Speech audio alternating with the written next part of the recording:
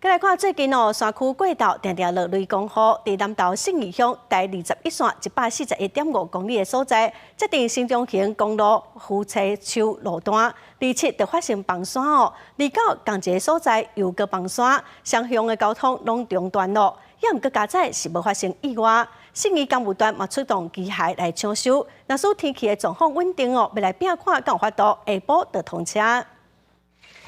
工程人员听到石仔落落来声音，赶紧停落来，也管制人车通行。所落来就发生更较大规模的崩山。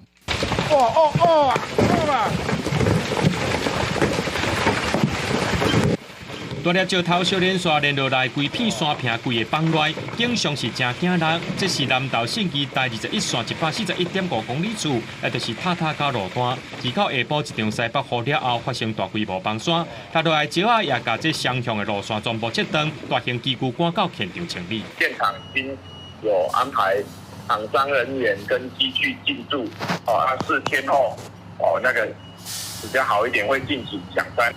在同一个路段27也发生大规模石仔落落来，甲双向车路拢占条。虽然有紧急排除，不过自到搁再发生崩山，而且规模更加大。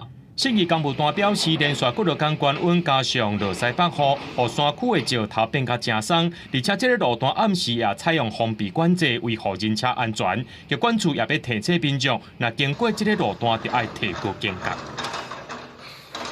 觉。因为午后有雷阵雨，会造成路段的一些损坏，我们希望游客注意山区的安全。有管处表示，这个路段附近无路面或者是徛街，若要往阿里山方向的路面是会当往家己方向来出入，不过影响到所落来休热期间要去到塔塔加，抑个阿里山的游客。